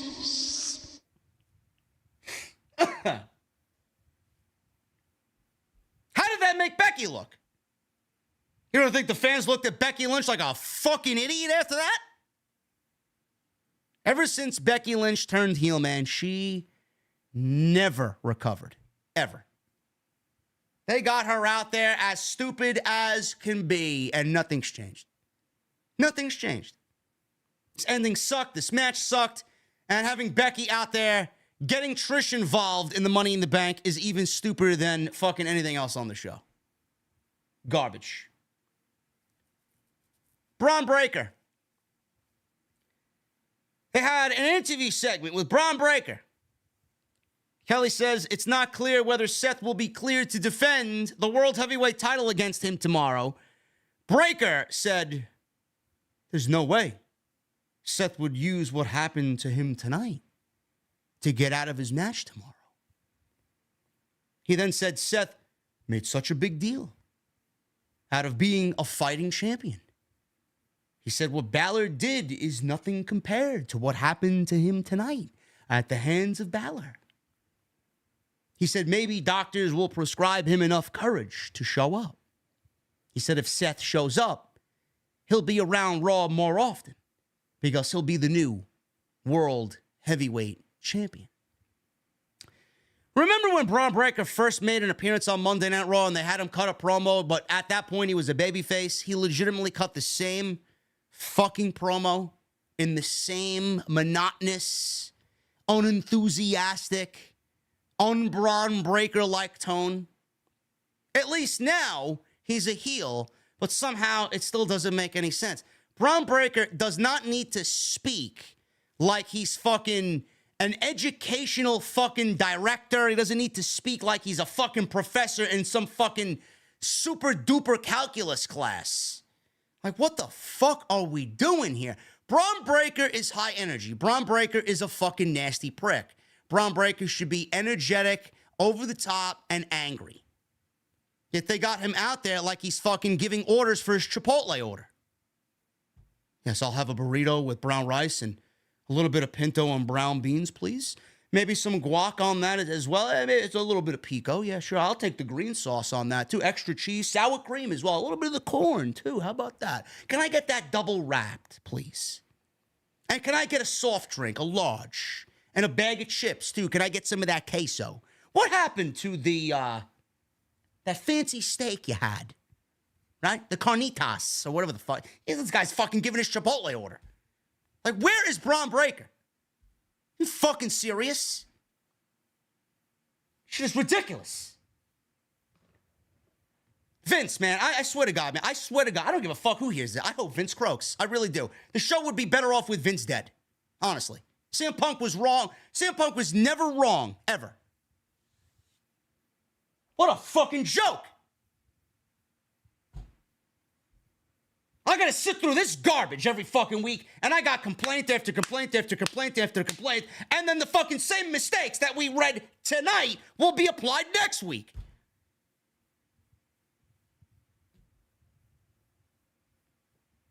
Byron Saxton approached Becky backstage and asked, what happened out there? I don't know, Becky. You were a fucking numbskull out there. What happened? I screwed myself, Byron. I screwed myself, Byron. My precious. Or did I, she says. She said she gets Trish in a match with ladders. She said she does have a lot of enemies in this match now. She said she can either overcome the obstacles she's created and win, or she can go down in a blaze of glory and take Trish and Zoe with her. Yes, that's WWE trying to make sense of a fucking stupid decision. I don't buy it. Oh, Trish is in the match now. Now I get to beat her with ladders. Yes, I'm sure that's a great explanation. That's a greater explanation than not having her in the match at all, is what I'm supposed to believe, right? You fucking break. Who writes this shit? Are you fucking serious? Having her in the match is better than not having her in the match, is what I'm supposed to believe.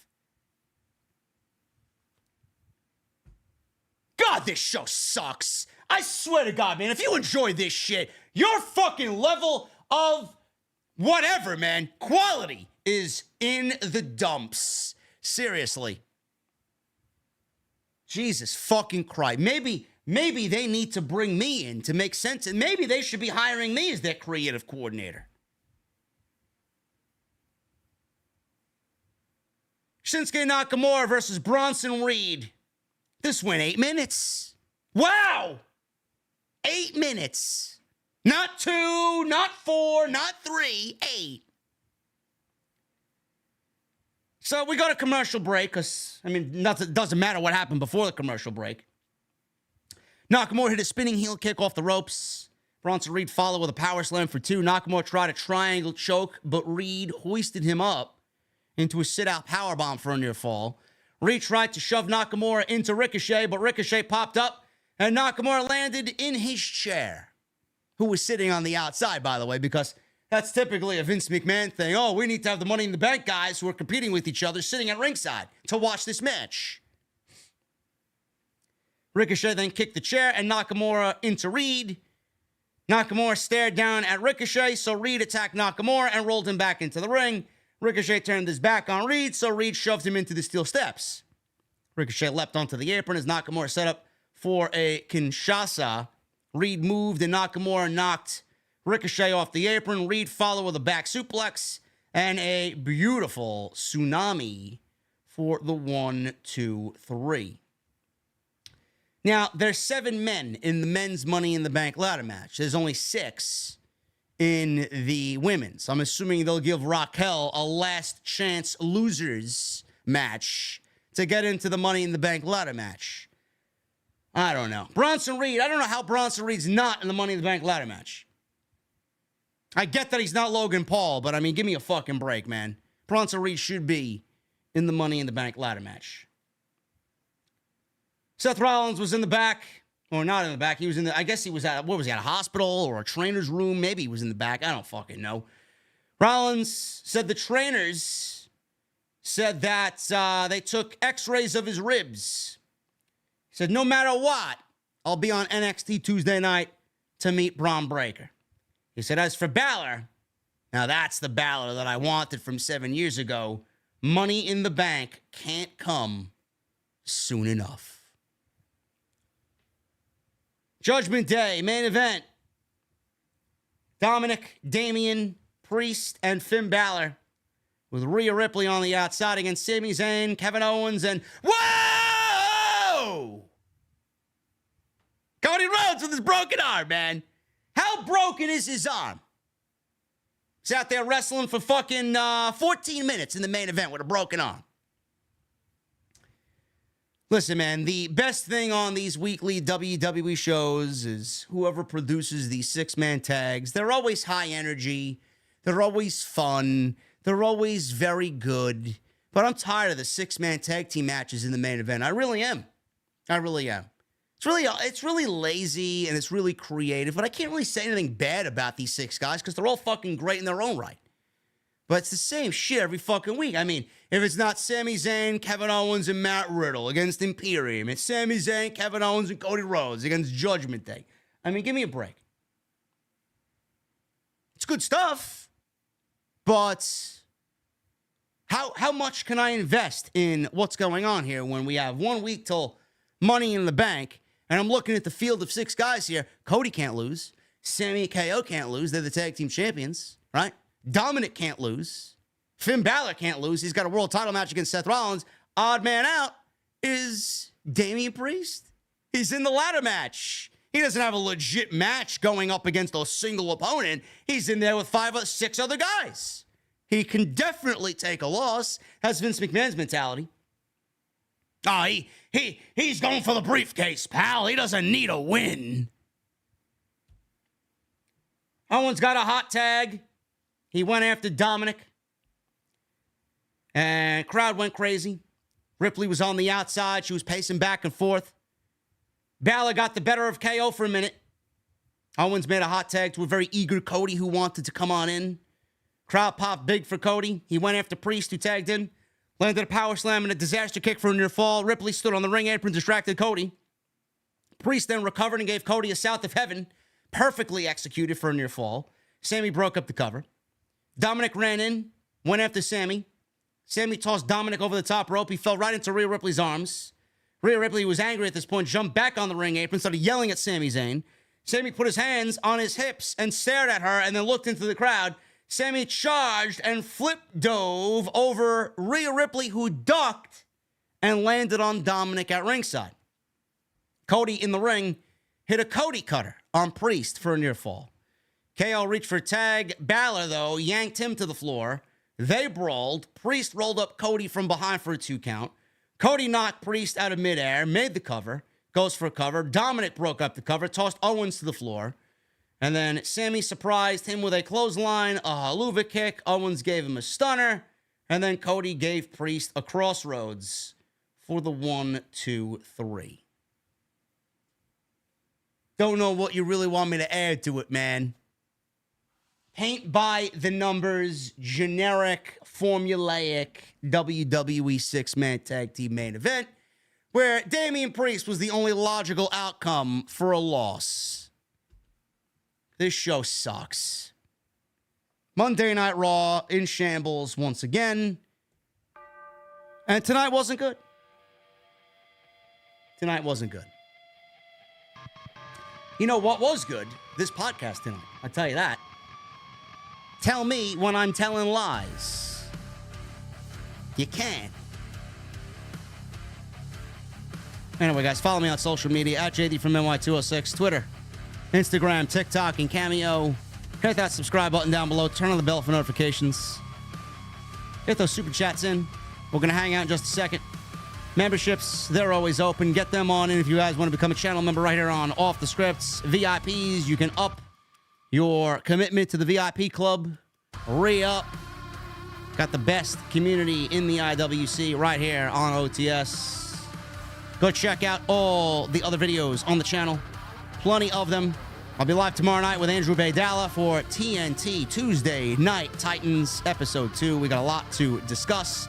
Coming out of SmackDown, coming out of Collision, coming out of Raw. Should be a great show. Tonight's show is sponsored by my great friends over at Manscaped. The summer is in full swing, guys.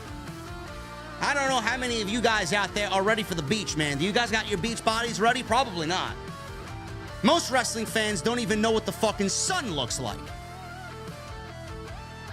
Manscaped is here to ensure that your body is ready for the summer. Game-changing, full-body grooming and hygiene products.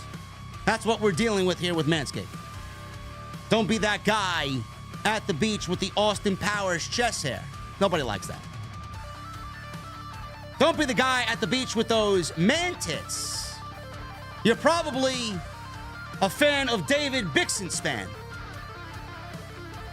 More than likely, he would never see sunlight or a beach or a woman's embrace, but beggars can't be choosers. It's time to get ready for the hot guy summer, man, by going to manscaped.com. 20% off and free shipping with code SCRIPT20 at checkout. The Performance Package 4.0, man. You're going to get the Lawnmower 4.0, their signature groomer, body trimmer. Whether you're trimming your chest hair or the chest hair in your pants, this is the best trimmer on the market. You also got the Crop Preserver and Crop Reviver. That's their ball deodorant and ball toner. The Weed Whacker 2.0 is also included. You're going to get 2 free gifts. The Shed Travel Bag, which I love, man. It is so nice. And the patented high-performance reducing chafing Manscaped boxers. You guys need a nail kit? They got it. If you're wearing sandals, you're going to need the Manscaped Shears 2.0 nail kit.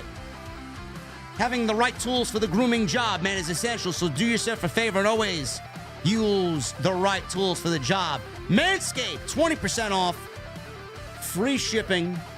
Manscaped.com. Code SCRIPT20 at checkout. And I want to thank them for once again sponsoring the show right here on Off the Scripts.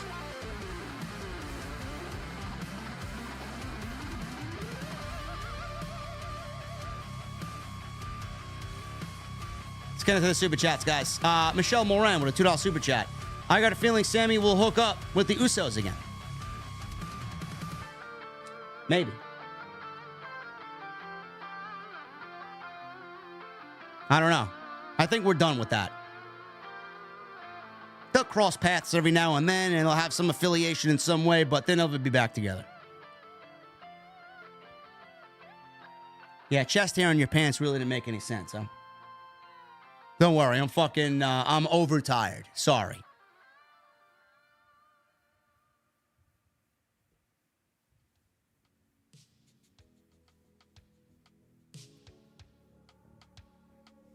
Tyler Ezel with a $99.99 super chat. This guy just said, found your channel recently, been loving the show. Tyler, comment of the night, brother. Thank you so much, man. That's what I love to hear, man. People who recently found the show know exactly what the story is. We don't tell any lies here.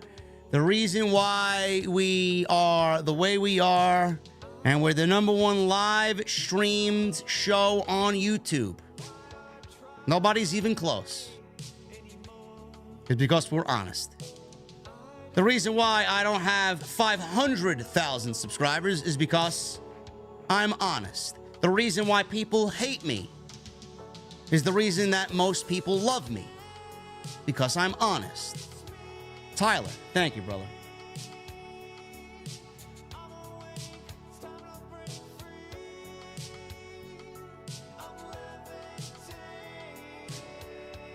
I don't want to know what the fuck is in your guys' pants, man. Chest hair, ball hair. I don't want to know anything. Brandon Otley with a new membership. Brandon, thank you, brother. What the fuck are you drinking, Brandon? Drink is on me. Michelle Moran with another $2 super chat. Sammy KO on a lot tonight. Triple H or Vince move? I don't know.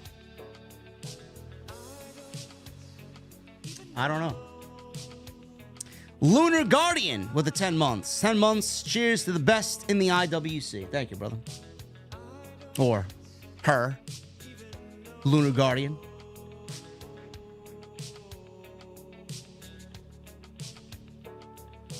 Lord Jake Coyle with a 5 and a 5. I know we say it a lot, but 3 hours is just too much, especially for us UK fans where it's finishing at 4 a.m. Let me tell you something, man. When I go out to London for All In, I am not covering Monday Night Raw on East Coast time.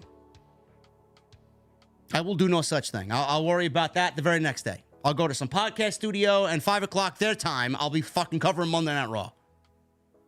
And then I'll go get drunk at some fucking pub with some of the fine people out there in London.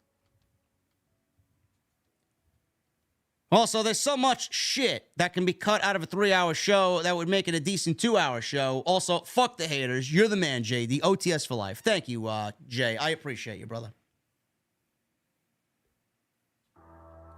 Nick Williams with 13 months. I pre-ordered Final Fantasy 16 and excited to play Thursday at midnight.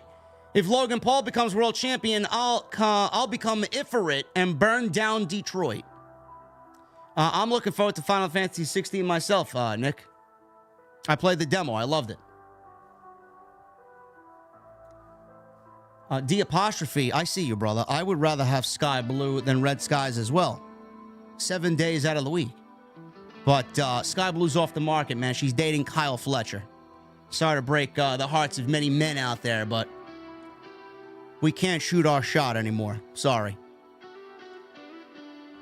Nick, thank you, brother. A bad seed called Sash, 10 months. Raw's main event was a copy and paste of Saturday's AEW Collision main event. Was it? Not even close. Salvatore with the $2 super chat. Trish will probably win Money in the Bank now because of VKM. Bro, if LA Knight and EO don't win their respective Money in the Banks, something's fucked up. Awesomeville with a $4.99. Did you see my tweet that had pics of Becky as Gollum and the image of Odyssey Jones drafted to Raw that was forgotten? Can I get a Dana Oh, man. Dana's the fucking comedian, man. You Dana Brooke fans are fucking comedians out there, man. She sucks. No, I did not see the picture of Becky as Gollum.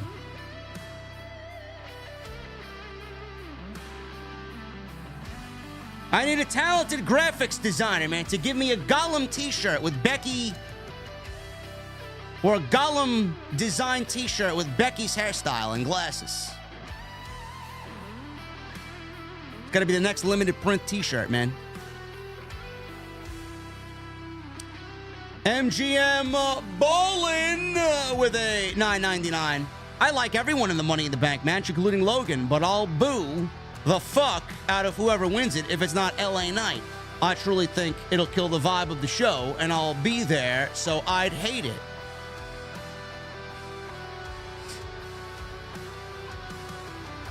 Who? Odyssey Jones? Yeah. Nobody knows, and nobody cares. Flash AJ 401 with a $1.99. Why does Sean Zhu comment on every tweet you make? Because he's looking for attention, bro. I have him on mute. I barely see his comments. I unfollowed him on YouTube. Does he still make content? I don't know. I'm sure Sean is a nice guy, but man, he just refuses to change and refuses to grow. He refuses to learn the YouTube game. I'm sorry. JDC Biggins with a 10-month in the venue. Corny joke. Why did Roman Reigns enjoy getting hit in the face from the Usos? Because it reminded him of how his family gave his career a kickstart.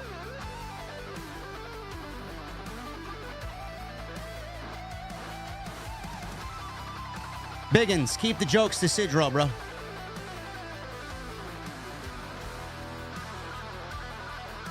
Hologram, I don't get it, bro. People are fucking weird, man. People are fucking weird, bro. I mean, I don't know what to tell you. Flamio with a $9.99. Ciampa and LA Knight was the only intriguing thing about this Monday Night Raw. Haven't done a super chat in a while. Just showing my support for you, JD. Go ahead.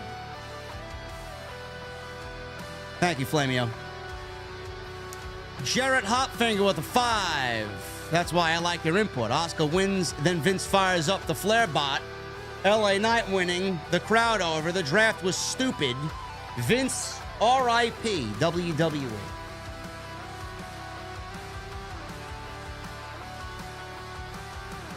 Basic with 3 months.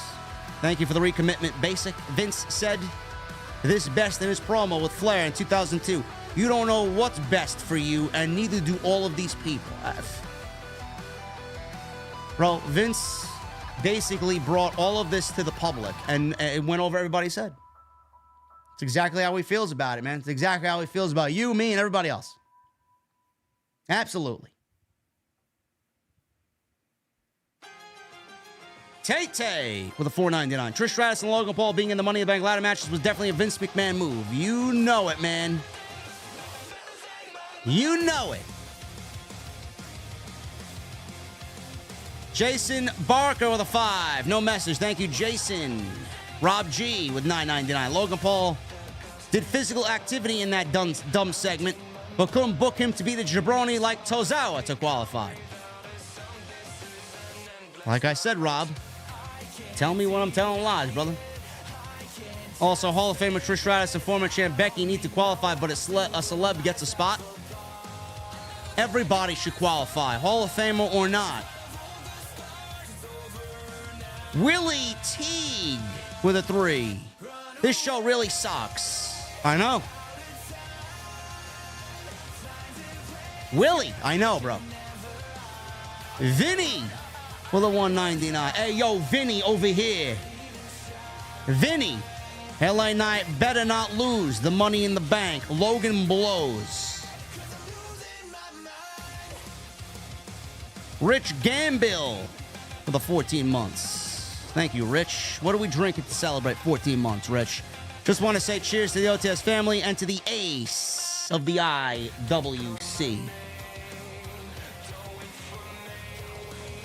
Better believe it.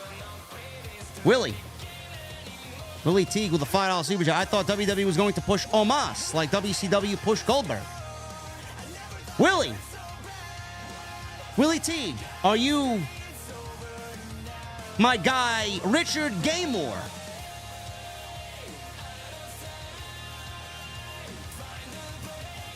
Chunkman, thank you for the 100 bomb, brother. Appreciate you. Krauser with a $2 super chat. JD, did you catch a Shadow Articuno yet, brother? No, I have not. Pokemon Go doesn't allow shadow raids to be remote, bro. I don't know. There's nobody in my area doing a shadow raid, bro, at 40,000 CP. Nobody plays in my area. Especially these small suburbs and fucking whatever, man. I gotta go to fucking Manhattan to go get a raid done.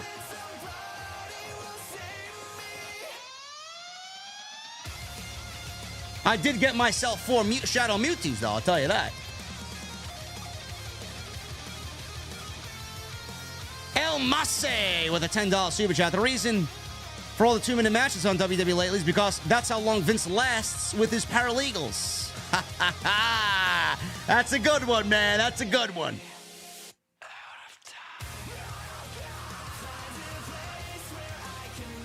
Yes, Patrick Palmer. They have now shadow raids in Pokemon Go. Yes.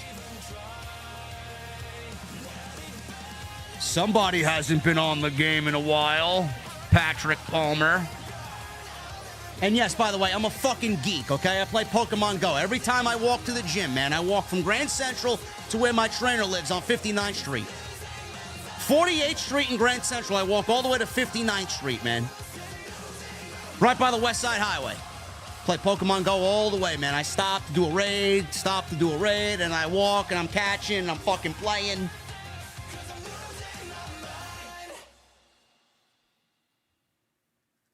El Mase, thank you, brother. Tay with a $4.99. Did you see Cedric and Shelton on the list of budget cuts? Yes, I do. Yes, I do. Cut my life into pieces. This is my life. Brandon Utley with a $5 super chat. The only stuff that was good on this show was a Champa return, LA Knight diss to Logan, and the main event. Yeah, but I was told that this was a great show. 3 segments out of 18.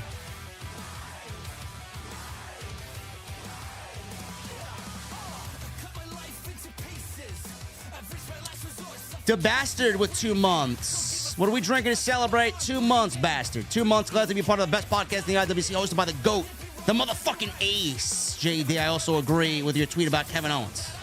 Thank you, Bastard.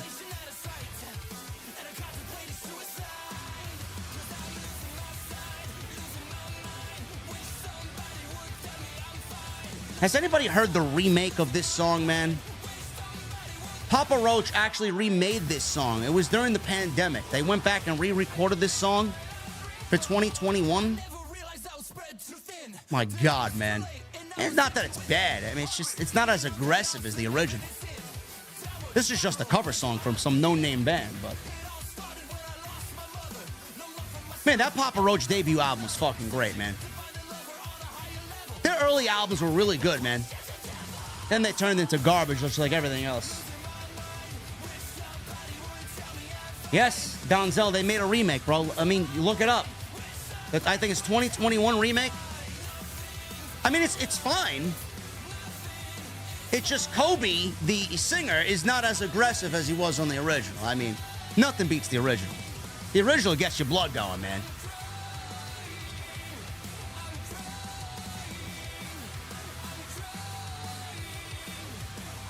Bastard, thank you, brother. Brandon, thank you as well. $5 super chat. Again, I gotta say, I'm a big fan of this podcast. It's the best in the IWC, and I'm finally a VIP. That's what I like to hear, Brandon. The Mr. Parker Show with 11 months. He leaves a message saying, hashtag tell me when I'm telling lies. I actually got that from my guy, Blame Truth, man. Call of Duty YouTuber. I love Blame Truth. He's just basically me in the Call of Duty form. He's been doing this shit way longer than I have been, but he's fucking great, man. Very raw, unadulterated honesty.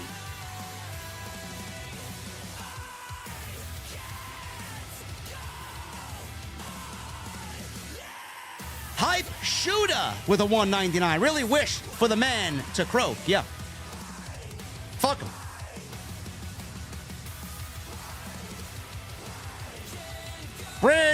Tommy Brannigan with 17 months. Tommy, what are we drinking to celebrate 17 months, bro? Awesome show, JD. As always, OTS for life. Looking forward to the Forbidden Door this weekend. Absolutely. I got a few more super chats, guys. I only got 881 likes on the live. I don't like, bro. Less than 1,000 for this show tonight. After the honesty that I gave you, man. After the entertainment I gave you. Come on, man. The fuck is wrong with you guys, man? Get them up. If you need to, take Blue Chew. Code JD at checkout.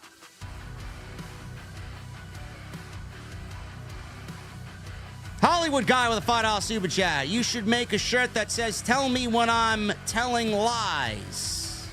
You can't. It'll fly off the shelves. I would have preferred Drew over Paul for Money in the Bank. Why would Drew want to come back to this terrible creative situation on Monday night? I don't know. Matt Fugitive with a $5. OTS peeps, positive vibes. Hoping a job change is coming within the next week. If it does, first round's on me. JD's on fire tonight. Keep it up, man. I'm always on fire, Matt. Good luck with that job hunt, bro. Tyler, again, thank you for the 100 bomb, brother. Happy to have you in the venue.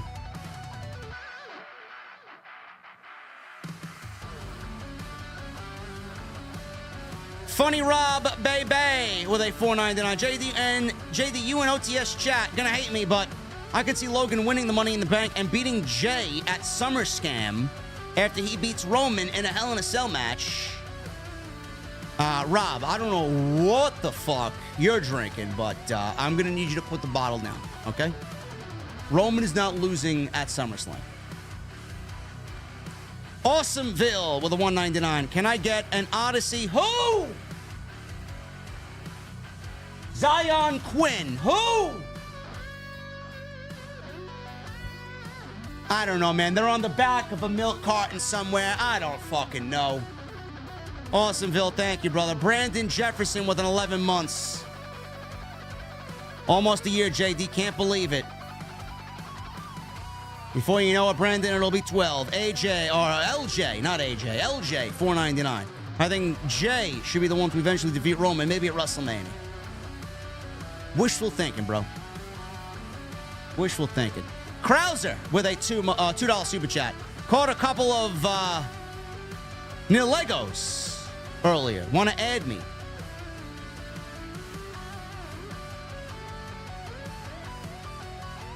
Are those remote raids, Krauser? I think so, right? Are those elite raids remote raids? Not that I have any remote passes because I refuse to pay fucking double the price for them, but...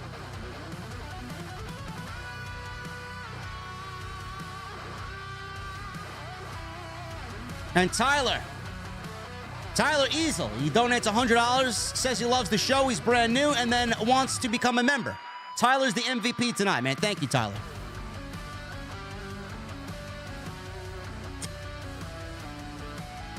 Carl Stevenson with a $1.99. Who should win at Money in the Bank? Roman and Solo or the Usos? That's what I love most about this match at Money in the Bank, Carl. We don't have a fucking clue as to who's going to win. It could legitimately go either way. If I had to choose one, I'm going with the Usos. I think they need the win. I think that's what's going to happen. Will that happen? I don't know. We will see.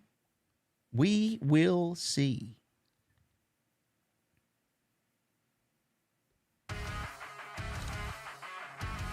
Krauser with a $2 super chat. Yeah, they're remote. Got a 100% Dragonite earlier, too. That's great. That's great. I don't have many 4-star IV Pokemons in Pokemon Go, but I got a couple. I got a 4-star Snorlax.